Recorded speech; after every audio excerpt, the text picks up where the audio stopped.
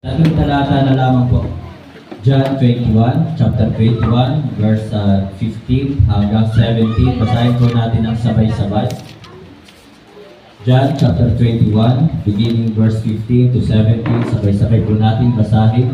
Nakita na po ba isang malakas at say amen? Amen! Ready? Read. So when they had time, Jesus said to Simon Peter, Simon, son of Jonah, lovest thou me more than this? He said unto him, Yea, Lord, thou knowest that I love thee. He said unto him, Feed my lambs. 16.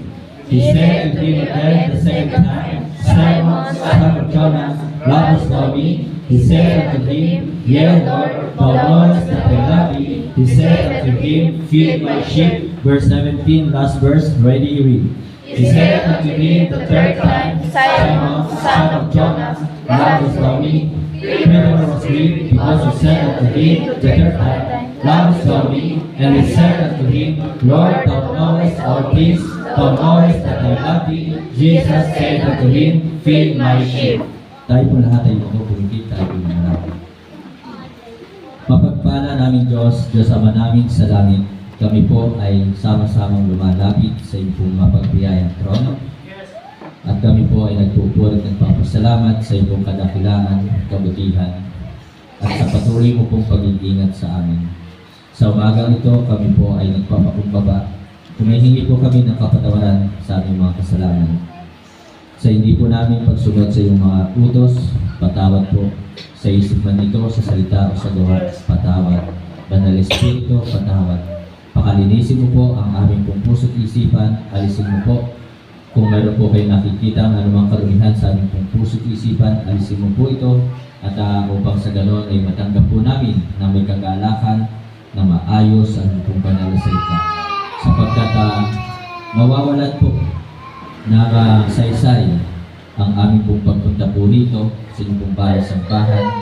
Kung hindi po magiging pagpapala sa amin, hindi po namin matatanggap na may kagalakan ang inyong pong banal na salita. Dalangin ko po, Panginoon, ang inyong pong banal na salita na mahahayag po ngayon, tumingo sa puso't isipan ng bawat isa.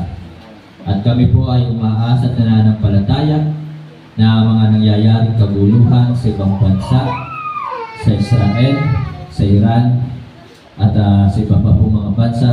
Kami po ay nananampalataya na ito po ay ayon sa iyong kalooban. At ganoon pa man po, kami po ay dumadalangin na mangyari maghari ang kapayapaan. Thy will be done, O Lord. Sapagkat sinabi mo nga po sa inyong banal na salita, and we know that all things work together for good to them that love God, to them who are the called according to His purpose. Ang lahat ng ito ay meron po kayong layunin. Salamat po, Panginoon, na kami po ay patuloy mo pong pinapaalalahanan, na kami po ay patuloy na maglingkod sa iyo, sapagkat tunay na nalalapit na po ang pagbabalik po ng aming Panginoon Jesus. Ito mga nangyayaring kaguluhan, ito po ay isa sa mga palatandaan ng kanya pong pagbabalik. At ang nangyayari po na talagang nagkaroon na po ngayon ng Board of Peace na pinangunahan po ni President Trump. Ito po ay isa din po sa palatandaan ng pagbabalik ng aming pong Panginoon. Salamat po na kami po ay tinipon dito sa inyong bahay sa bahan upang muli ay mahamon ng inyong banal na salita, mapakinggan ng inyong banal na salita. Pagpalain mo po, Ama, ang buhay ng bawat isa. Itago mo po ako sa inyong likuran. Ikaw sa makita, malulhati at maparangalan. Pangalan mo po lamang ang siya may taas. Banal na Espiritu, hinihingi ko po niyo pong pagkilos sapagkat tunay na wala pong magagawa kung wala po kayo sa amin. At kulang ang aming pong kaalaman, kulang ang aming pong wisdom. Salamat po, Panginoon. Ito po ang aking dalangin na may pasasalamat sa pangalan po ng aming Panginoon Jesus. Amen. Pwede na po mga po. So sa mapagpalang umaga pong muli sa ating lahat at nakakatuwa talaga na sabi ni Brother Luis, isa daw sa palatandaan na tumatanda ang church ay maraming mga bata. Hindi ka ang palatandaan na tumatanda ang church ay tumatanda yung mga naririto. Makakalimutin nga eh. So nag-set ako ng alarm clock kagabi ng 4:30. Tumunog kanina madaling araw, 4:30. Nagtaka ako, bakit hindi tumunog? Ay naku, linggo nga pala ngayon. Okay? So yun po, palatandaan at tumatandaan church. So, last Sunday tayo po ay 58 at ngayon yata ay kung hindi 58 ay 59. So, purihin po Panginoon. So, wala ang partible absent. So, kung nandito sila, di more than 60 po tayo. Okay, so salamat po sa inyong patuloy na pagsamba at purihin po Panginoon. Ito po ay para sa Panginoon at ito po ay para din po sa inyo. Amen po ba? Na kayo po ay talagang narinig ko kanina sa Sunday School, Brother Luis, na sinabi ni Brother Luis patungkol sa pagpunta nyo rito, na mabuti ba na kayo narito? Parang yun nga. So, mabuti po ba na kayo narito? Say amen. Amen. So, hindi mabuti kung tayo po ay absent kapag araw ng linggo. So, mamaya pong hapon, mga kapatid, mga minamahal, ay Lord's Supper. So, kung talagang tayo po, ay sabi po dito, love is thou me, more than this. So, kung talagang iniibig po natin ang ating Diyos, ang ating Panginoon Jesus, atin po tayo pamayang hapon, pahalagahan po natin ang Lord's Supper sapagkat ito po ay pag-alala sa ginawang sakripisyo ng ating Panginoon Jesus, na ang Panginoon Jesus ay namatay, nalibing at muling nabuhay upang tayo po ay bigyan ng kaligtasan, upang tayo po ay tubusin, patawarin sa lahat ng ating mga kasalanan. Tunay na talagang tayo po ay minamahal ng ating Diyos, ng ating Panginoong Jesus. Kaya tanong po muli ngayong umaga, tayo ba'y mga tunay na nagmamahal sa Diyos kay Kristo? Sapagkat talagang pinatunayan po ng Diyos ni Kristo ang kanyang pag-ibig sa atin, na siya po ay napako sa krus, tinubos ang ating mga kasalanan. Amen po ba? Kaya mga kapatid, mga minamahal, love is thou me more than this. At nakakatuwa talagang makita ang mga couples. Say amen ang mga couples. Amen! At okay, so nakakatuwa makita, talagang nakikita ko yung ibang mga couples na talagang napaka-sweet napaka-sweet mula noon at hanggang ngayon. Diba? Para bagang mga teenager pa rin. So, para si Brother June, pag nandun ako sa kanila, parang mga elikon hindi naman nakasuklusa, pero talagang nakakatuwa lang pagmasdan. Talagang nandun pa rin yung sweetness nila. Sana all. Diba? Oo nga, hindi na ako pupunta. Okay, so sana all. Okay, so sana talagang yung pag-ibig ninyo sa isa't isa ay talagang patamis ng patamis ng patamis. Amen? So mga kapatid, this morning, so ating pong babalikan this morning, bago natin puntahan ang mensahe this morning, tingnan nyo po yung pong Bible sa verse 17.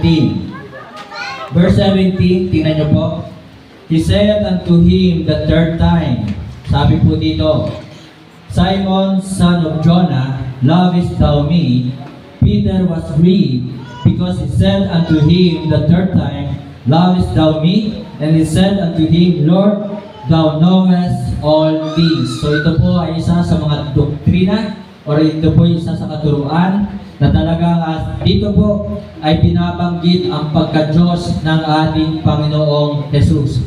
Sapagkat kung hindi po siya Diyos, hindi po niya malalaman ang lahat ng mga bagay.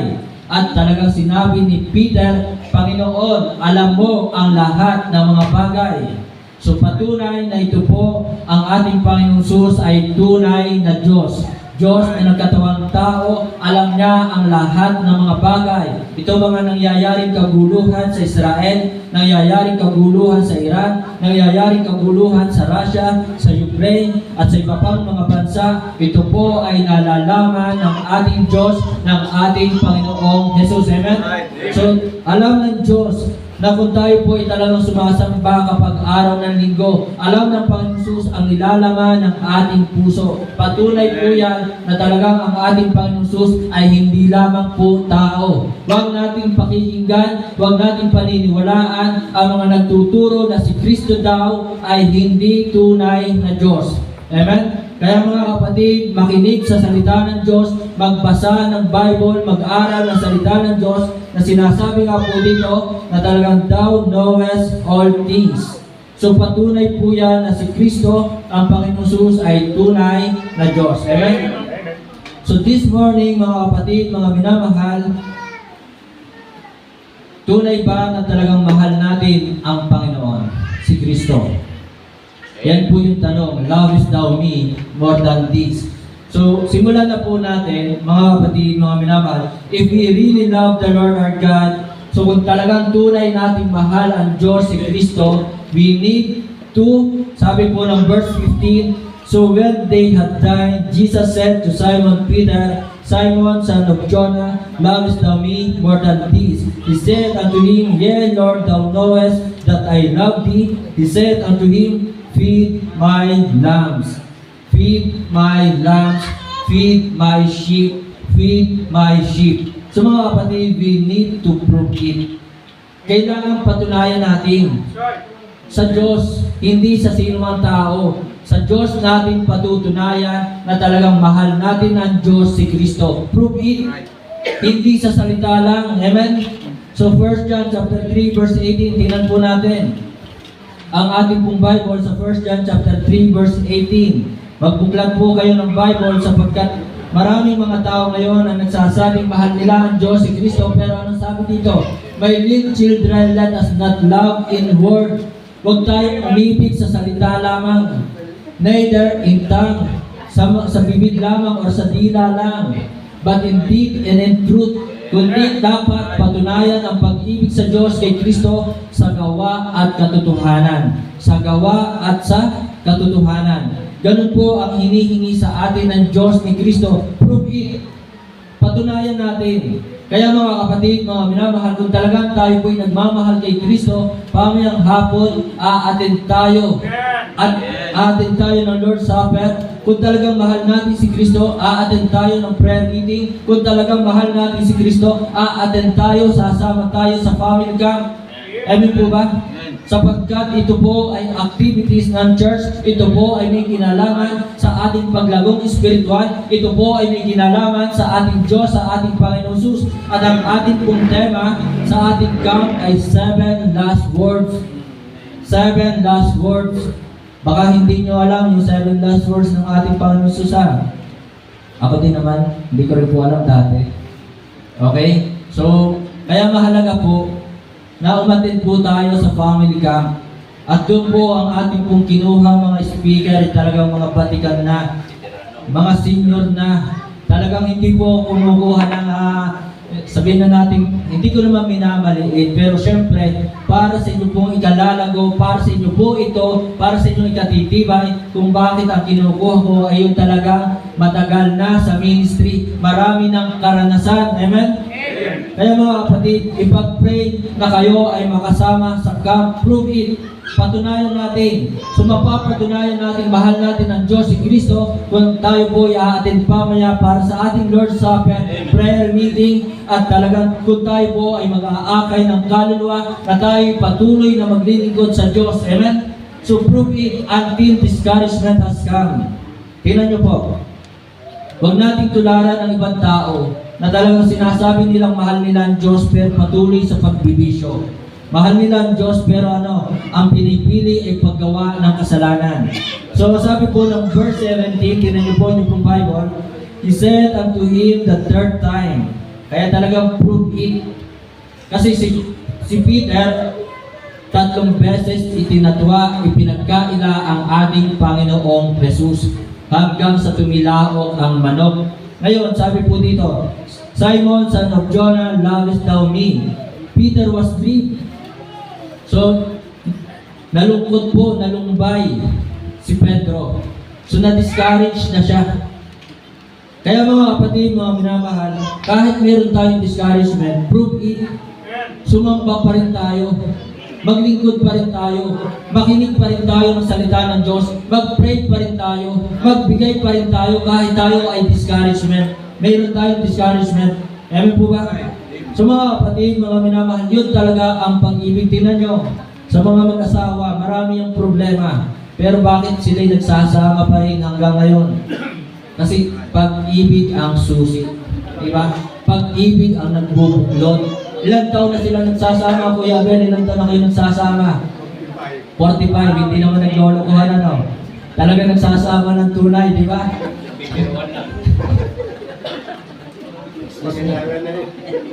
So mga kapatid, mga minamahal, prove it, patunayan. Kaya mga kapatid, sa mga hindi pa kasal, I pray, I encourage everyone to sa mga hindi pa kasal, prove it, magpakasal kayo. Amen po ba?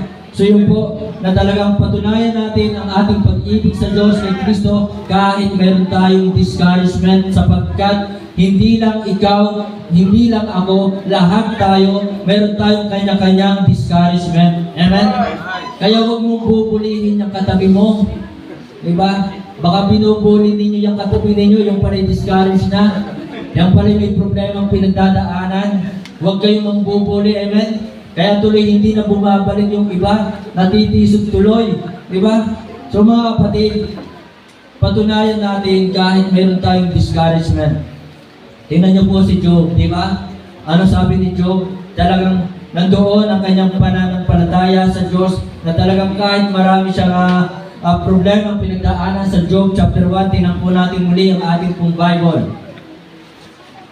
May mga Kristyano na nung dumanas ng discouragement, hindi na nagpatuloy. Kasi akala nila ang pagiging Kristyano madali. Lagi nating tatandaan, mahirap magpaka-Kristyano. Amen? Mahirap ang pagiging Kristyano. We are in the battlefield.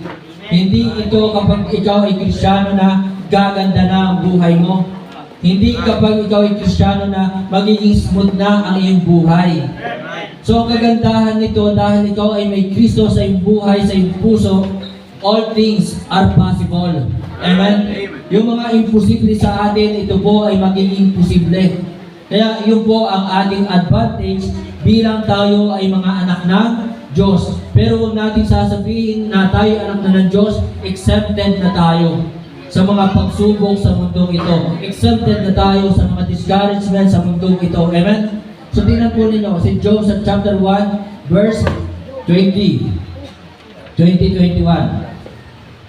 Ano po sabi po dito? Alam niyo naman ang storya ni Job. Amen po ba?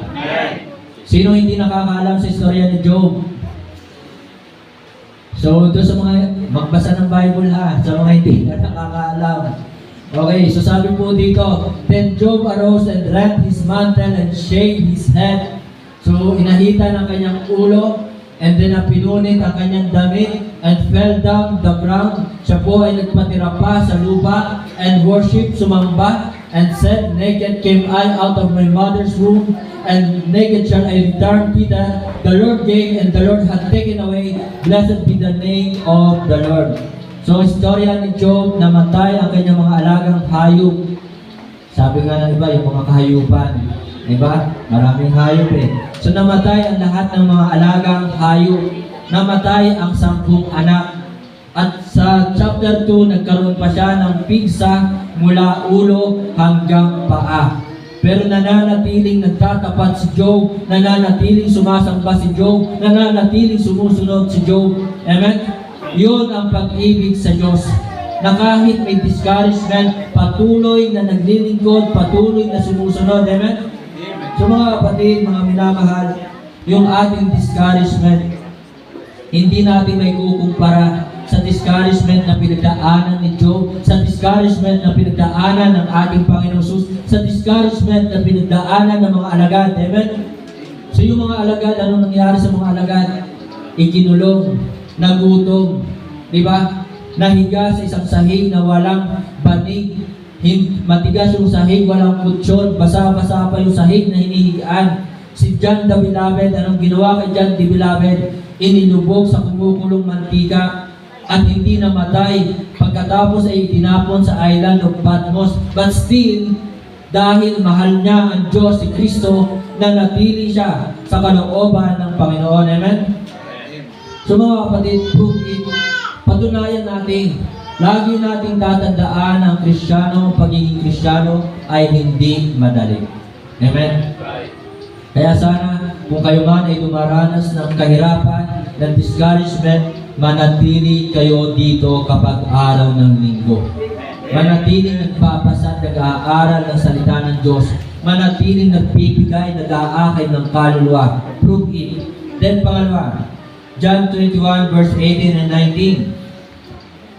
So, until discouragement has come. And then pangalawa po, ang sabi po ng 18, Verily, verily, I say unto thee, when thou wast young, thou girdest thyself, and walkest whither thou wouldest, but when thou shalt be old, thou shalt stretch forth thy hands, and another shall gird thee, and carry thee whither thou wouldest not. This spake he, signifying by what death he should glorify God. And when he had spoken this, he said unto him, Follow me. Prove it until death. Kung talagang mahal natin ang Diyos si Kristo, patunayan natin hanggang kamatayan. Amen po ba? Kaya nga yung mga mag-asawa, diba, dahil mahal nila ang isa't isa, till death do us part. Yun ang kanilang sumpaan. Till death do us part. Tama po ba? Diba? Kaya talagang habang nabubuhay, hindi iiwan ang kapartner. Diba? Habang nabubuhay ay hindi titingin sa iba. Till death do us part. Kaya mga kabataan, sa mga single po dito, ang pag-aasawa ay hindi katulad ng kanin na kapag napasok ay iluluwa. So yung kanin, pwede mo yung iluwa kapag napasok ka. Pero sa pag-aasawa, kapag nahirapan ka, hindi mo na yan pwedeng ibalik sa kanyang magulang. Amen po ba? Naisasauli mo na. Hindi ganon. Kaya pag-isipang mabuti ang pag-aasawa. Choose wisely, sabi ni Brother Edwin. Choose wisely. Amen? Okay. So mga kapatid, mga minamahal, wise ba kayo na naging pagpili? Tinanong pa eh. Huwag nang tanongin, pastor. Baka pastor, mag-iwalay yan. Okay? So mga kapatid, mga minamahal, unto death.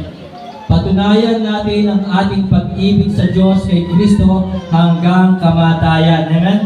And then next, sabi po dito, sa chapter 21, verse 17, feed my sheep. So mga kapatid, mga minamahal, prove it until the devil distracted us. Kasi yung katabi ninyo, baka akala nyo, tupa yan. Diba? Baka minsan ang katabi ninyo natin sa upuan, kambing pala. May sungay. Kasi ito po, feed my sheep, hindi naman talaga ito literal na mga tupa. Ito po ay sinasabi ng Panginoon Jesus, yung mga taong sumampalataya sa Kanya. Pero hindi lahat na nandito sa church ay talagang tupa. Amen po ba? Yun ang katotohanan na talagang hindi lahat ng nasa church ay tupa. Ang tupa ay talagang maamo. Ang tupa, ginugupitan mo na, pinapatay mo na, hindi pa rin yan umaangal, hindi pa rin yan nagre-reklamo. Ganon ang tupa.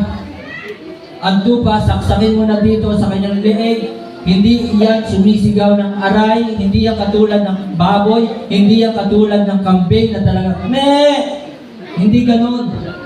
So tahimik lamang ang tupa, pero masdan mo ang kanyang mga mata, lumuluha.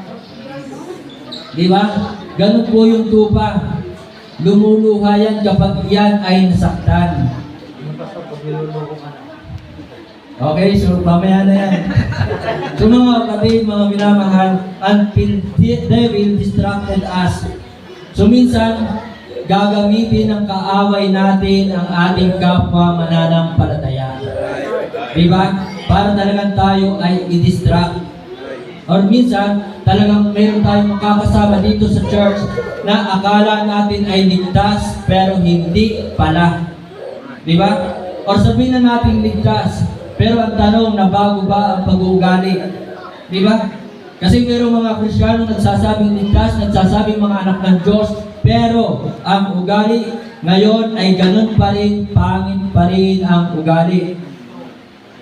Kaya mga kapatid, mga minamahal, talagang sa church, wala pong perfect na church. Wala pong perfect na member. Wala pong perfect na pastor. Kaya mga kapatid, mga minamahal, sana kahit ma-distract ka dyan sa iyong katabi, sana kahit gamitin niya ng kaaway, sana magpatuloy ka pa rin sa paglilingkod sa Diyos kay Kristo. Yun ang tunay na umiibig sa Diyos, sa ating Panginoong Jesus. Until devil distracted us, and then until difficulties come before us, na kahit dumating sa atin ang kahirapan, dumarami ang iyong utang, dumarami ang iyong bayari, sana magpatuloy ka pa rin maglingkod sa Diyos kay Kristo. Until difficulties come before us. Nakasingit, Brad. Hindi mo nakita. Or sabihin na natin, sige, until disappointment has come. Na kahit tayo minsan ay mabigo, yan talaga ang buhay. Talagang tayo po ay mabibigo. Kasi nga, hindi tayo naging maingat sa ating pagpili. Kaya talagang choose wisely. Sa kapag hindi maingat ang ating pagpili, hindi tayo naging maingat sa ating desisyon, dadanas tayo ng disappointment. Amen? Kaya mga kapatid, mga minamahal, until disappointment has come. Dumanas man tayo ng kabiguan sa buhay, sana magpatuloy ka pa rin. Wala kang trabaho, natanggal ka sa trabaho, mababa ang grades mo sa school, di ba? Wala kang honor sa school, mayroon kang mga disappointment ngayon, single ka ngayon, di ba? Broken hearted ka ngayon. So, kailangan, kung talagang mahal natin ang Diyos, si Kristo, manatili pa rin po tayong naglilingkod sa ating Panginoon. Amen? So, yun po ang tunay na nagmamahal sa Diyos. Ay maraming Kristiyano nagsasabing mahal nila ang Diyos, si Kristo, pero dumating ang pagsubok sa kanilang buhay, tumigil na. Tinamad nang magbasa ng Bible, tinamad nang mag-pray, di ba? Tinamad nang magbigay, tinamad nang mag-akay ng kaluluwa, nag-backslide na. So mga kapatid, mga minamahal, kung talagang mahal natin ang Panginoong Jesus, mananatili po tayo dito. Prove it. Patunayan natin. Amen? Kaya nga sa mga mag-asawa, ang isang patunay na talagang mahal nila ang kanilang kapartner ay yung pagpapakasal. Yun po yun. Okay? So pangalawa, so sabi po ng Panginoon Jesus kay Peter, feed my lambs, feed my sheep, and feed my sheep. Yan po ang sinabi ng Panginoon Jesus sa verse 15, 16, and 17. Amen po ba? So mga kapatid, if we really love the Lord our God, kung talagang mahal natin ang ating Diyos, ang Panginoon Jesus, we need to perform God's will. Gawin po natin kung ano mga kalooban ng Diyos. Sabi nga ni Kristo sa John 14:15, if you love me, keep my commandments. Kaya mga kapatid, mga minamahal, minsan pa'y aking uulitin, hindi tayo narito dahil kay Pastor, hindi tayo narito dahil kay Brother Ed, hindi tayo narito dahil kay Brother Edwin, hindi tayo narito dahil kay Brother Luis. Narito tayo dahil mahal natin ang Panginoong Jesus. Mahal natin ang Diyos. Amen? Thou shalt love the Lord thy God with all thy heart, with all thy soul, and with all thy mind. So mga kapatid, titingnan po natin dito sa chapter na ito, sa chapter 21, ano ba ang mga kalooban ng Diyos. Alam natin, kalooban ng Diyos, huwag pabayaan, pagsamba. Yan po isa sa kalooban ng Diyos. Amen? Kaya salamat kayo po'y nandito kapag araw ng linggo. Kalooban ng Diyos na talagang umatin tayo ng prayer meeting. Kalooban po yan. Kaya I pray, ako po'y nagpapasalamat na talagang umaabot na rin tayo ng 30 kapag prayer meeting. Dati ay mga 15, 17, 18, 20. So ngayon ay umaabot na yung ating attendance ng 30 kapag prayer meeting. Salamat sa mga uma-attend. Kung kayo hindi pa nakaka-attend ng prayer meeting, umattend po kayo. So mga kapatid, kalooban ng Diyos, alam natin kalooban ng Diyos, magbigay tayo ng ating tithes and offering. Yan po yung mga kalooban ng Diyos. Kalooban ng Diyos na tayo mag-aakay ng kaluluwa. Kalooban ng Diyos na tayo magpatawad. Kalooban ng Diyos na tayo magmahalan sa isa't isa. Yan ang mga kalooban ng Diyos. At dito sa John chapter 21, titingnan natin dito ano pa ang mga kalooban ng Diyos. Sabi ng Panginoon Jesus kay Peter, feed my lambs. Feed my lambs. So mga kapatid, isa sa kalooban ng ating Diyos, ng Panginoon Jesus, kung talagang mahal natin ang ating Panginoon Jesus, strengthen the weak. Ating palakasin ang isa't isa. Yung mga bagong iyan na umaattend dito, yung mga batang ito, sila po ay mahihina pa. Sila po ay ikinukumpara sa mga bisirong tupa. Amen po ba?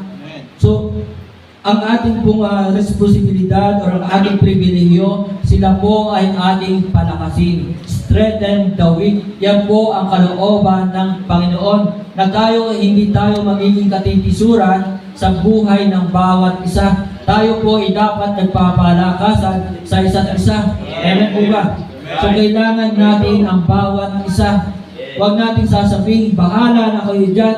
Hindi ako kailangan dyan. No, kailangan po tayo dito. Bakit tayo naligtas? Bakit tayo narito? Kasi nga, kailangan natin ang isa't isa. Amen? Kailangan tayo nagkakaisa. So, strengthen the weak. Yan po ang kalooban ng ating Panginoon. Gawin po natin ito. Na sana tayo po ay nakakapagpalakasan sa isa't isa. Na tayo mayroong pinapalakas na bawat kapatiran. Amen? Sana meron na tayong inaalagaan. Sana talagang matibay na tayo para tayo naman ang mag-alaga. Amen? So ako'y nagpapasalamat sa buhay ni James. Nag-i-invite si James. Diba? So, kasama ni James ngayon, yung bisita niya last week. Diba? Si Brother Jerome, nandyan po. So hindi nakasama ngayon si Arcel kasi masakit ang ulo. Kung hindi masakit ang ulo, kasama din yan ngayon. At meron pang idinagdag. Ano ang pangalan niya rin? Si Carl. So, sino kaya sunod na isasama ni James? Baka girlfriend mo na. Pero lang. So mga kapatid, mga minamahal, strengthen the weak. Ating palakasin ang mga mahihina pa dito sa church. Ayan po ba? Kaya nga meron tayong there's a welcome. Kaya dapat kinakamayan natin ang bawat isa. Nakangiti kapag kumamay, hindi plastic. Diba? So talagang ngingitian ang bawat isa. Kahit meron ka pa dyan ng tinga.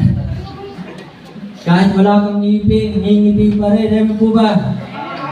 So yun po mga kapatid, strengthen the weak. Ito po ang kalooban ng Panginoon. Palakasin ang mahihina. Pangalawa, ano po yung kalooban ng Panginoon? Sabi ng Panginoon dito, feed my sheep. So settle the saints. Ayusin, papagkasunduin ang bawat isa na dapat makita sa bawat isa yung pagkakaisa. Ewan po ba?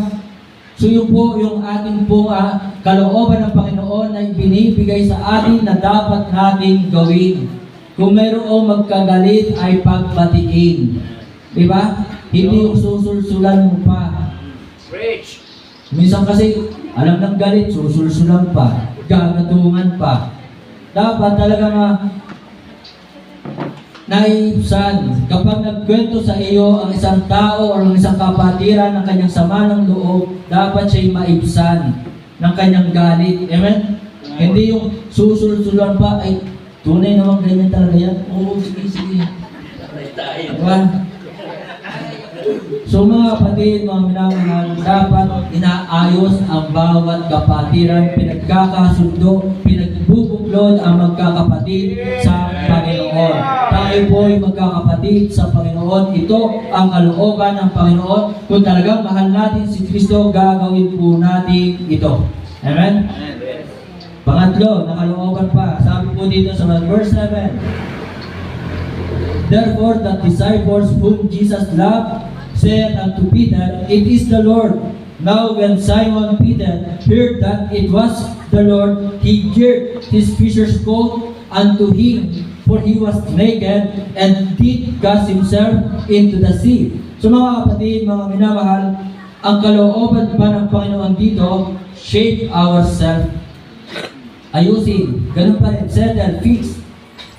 So tayo po, kung tayo po ay haharap sa Panginoon, dito po ay ubad si Pedro, naked. Ay nung nalaman ni Pedro na yung pala ang Panginoon, dali-dali siyang nagdamit.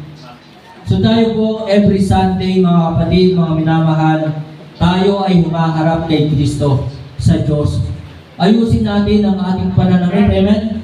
Mayroong pananamit para sa pangingisda, amen? So ang damit dito ni Peter ay pangingisda. So yun po. So mayroon pong damit para sa paglalaro ng basketball, paglalaro ng volleyball, at mayroon talagang uniform ang mga pulis, mayroon pong uniform ang mga nurse. So tayo po mga kapatid, kapag tayo haharap sa Diyos kay Kristo, ayusin natin ang ating pananamit. So yun po, na talagang dapat talagang tayo po ay naka-formal. Amen? Kasi haharap tayo hindi kay Brother Edwin. Diba? Hindi tayo narito para magpagandahan ng ating suot. Dati nga, napunta pa ako ng ukay eh. Bumibili ako dati ng sapatos ko sa ukay-ukay. Long sleeve sa ukay-ukay. Necktie sa ukay-ukay. Diba? Pero ngayon, hindi na ako bumibili. Kasi gusto ko bang bumili, ang daming nagbibigay. Diba? So mga kapatid, mga minamahal, shape ourselves. Ayusin natin ang ating sarili sa ating pagharap kay Kristo. Ito ang kalooban ng Diyos. Amen? Brother Andrew, tayo nga. Sample nga, Brother Andrew. Yan. Amen. Harap ka sa kanila. Wow. So, Cyril, tayo nga. Yan. Tingnan nyo si Sister Cyril. Harap ka sa kanila. Yan. Dapat yung buhok mahaba ha. Okay? So yung dress, dapat talagang below the knee, hindi po above the knee. Amen po ba? So mga kapatid, mga minamahal, shape ourselves. Congressman, makikita yun ng isa. Yun na yan. Manabang ayutan yan. Okay. Masyadong ipet, no? So mga kapatid, mga minamahal, shape ourselves. Talagang ayusin ang ating mga sarili kapag tayo ay humarap sa Diyos kay Kristo. Hindi lamang po panglabas. Amen? Right. Dapat maging sa loob, maayos ang ating puso, maayos ang ating isipan, maayos ang ating pag-uugali, maayos ang ating pagkilos, maayos ang ating pananalita. Amen? Right. So mga kapatid, haharap tayo sa Diyos kay Kristo. Ito po yung kalooban niya. And then, verse 2 and 3. Ano po sabi po dito sa verse 2 and 3 ng 21? After these things, Jesus showed himself again to the disciples at the Sea of Tiberias, and on the why showed he himself. So mga kapatid, mga minamahal, doon po sa chapter 20, I think dito po yung crucifixion ng ating pong Panginoon Jesus, at dito po yung kanyang pong kamatayan pagkalibing sa chapter 20. And then dito po sa chapter 21 na ito, at bago po natapos yung chapter 20, nandun na po ang kanyang pagkabuhay. Amen? So mga kapatid, mga minamahal, dito po sa chapter 21, verse 2, there were together Simon Peter and Thomas called Didymus, and Nathanael of Cana in Galilee, and the son of Zebedee, and two other of his disciples, 3. Simon Peter said unto them, I go a fishing. So bakit bumalik si Pedro sa pangingisda? Na-discourage po siya, mga kapatid. Dahil nga, namatay ang Panginoong Jesus. Nawala sa kanyang isipan na ang Panginoong Jesus ay muling mabubuhay. Diba? So siya po ay bumalik sa kanyang trabaho.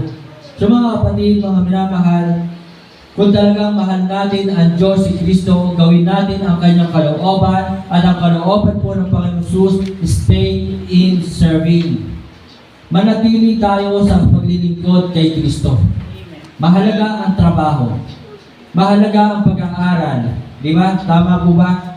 Mahalaga ang kumita ng pera. Pero huwag natin pabayaan ang ating paglilingkod sa Diyos kay Kristo. Kaya nga salamat doon sa mga may trabaho ng linggo, pinapapasok ng linggo, pero hindi pumapasok ng linggo, sila po ay nandito sa church. Amen? So mga kapatid, stay in serving. Kung talagang mahal natin ang Diyos si Kristo.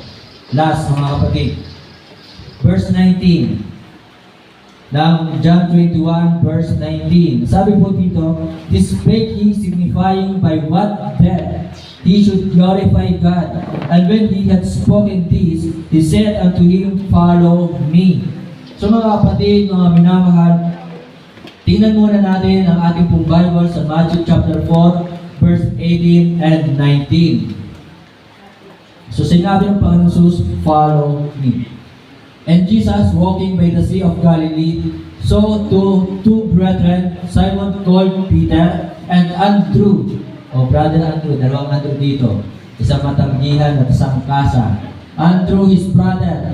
Sino sa inyo ang kapatid ni Pedro? Okay.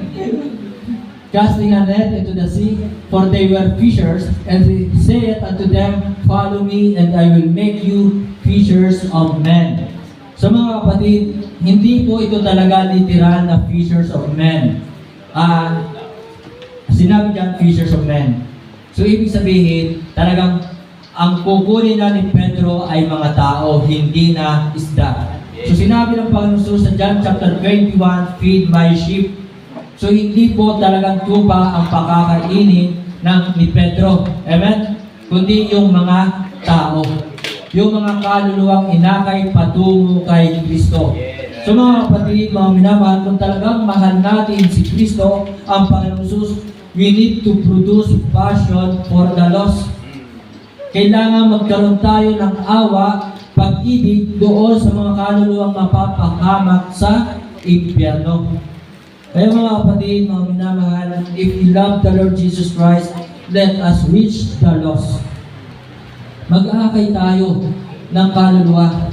Salamat si Brother James, hindi man po siya nakakapag-share, pero dinadala niya dito ang kanyang kaibigan that is reaching the lost. Amen?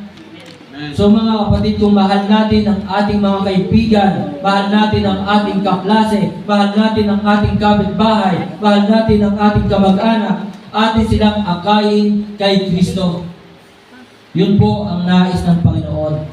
Kung talagang mahal natin ang Diyos si Kristo, let us reach the lost, let us reach our loved ones, let us reach our leaders. Abutin natin, akayin natin ang mga ating pinuno, yung ating mga namumuno sa bayang ito. Amen po ba?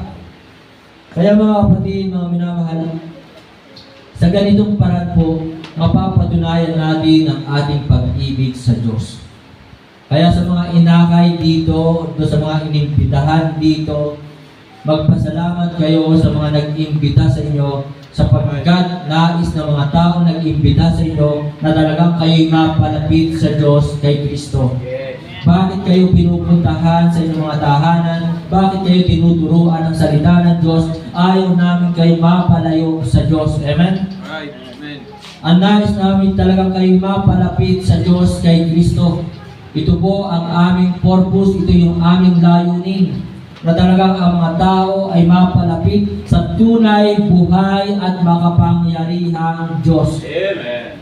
Kaya mga kapatid, mga minamahal, akayin po ninyo, imbitahan po ninyo, kung hindi pa kayo sanay mag-soul winning, hindi pa kayo sanay magbahagi ng salvation, ng Word of God, ng Gospel, invite po natin dito sa church.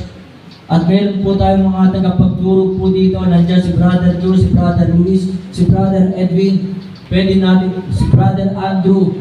Pwede natin pabahagi na sa kanila. Brad, pasuyo naman. Hindi lang ako sanay pang mag-share na salvation. Pwede bang ikaw? So mga kapatid, mga minamahal, kung mahal natin ang Diyos si Kristo, we need to reach the lost. Reach our loved ones. Sabi nga, evangelism is hard, but it is even harder to see our loved ones in hell. Mas mahirap lalong makita natin ang ating mga mahal sa buhay doon sa impyerno. Amen po ba? So mga kapatid, mga minamahal, sa pagtatapos, tapos na po tayo, lovest thou me more than this. So huwag nating babawasan ang pag-ibig sa Diyos kay Kristo. Kaya nga sabi, lavishly. Diba?